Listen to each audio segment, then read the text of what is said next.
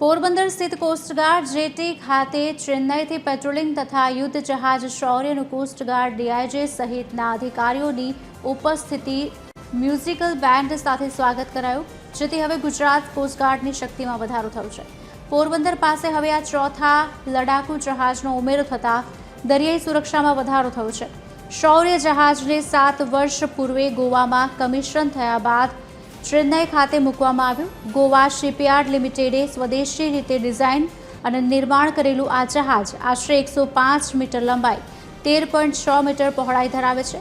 આધુનિક navigation, communication અને surveillance system, integrated platform management સિસ્ટમ્સથી સજ્જ આઈસીજીએસ શૌર્ય CRN-91 મુખ્ય આર્મમેન્ટ ગનથી સજ્જ છે।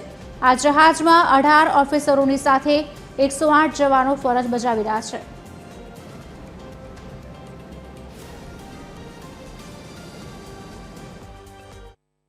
भारतीय तटरक्षक पोत समर्थ क्लास शौर्य समर्थ क्लास का 5वां पोत है, जो कि आधुनिक और स्वदेशी उपकरणों से लैस है।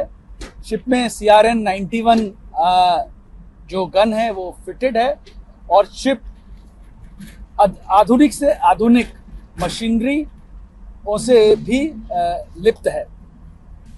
ICGS शौर्य का पोरबंदर में पुनः तैनाती गुजरात तट और तटीय और अपतटीय सुरक्षा को सुदृढ़ करेगी, अरब सागर में निगरानी बढ़ाएगी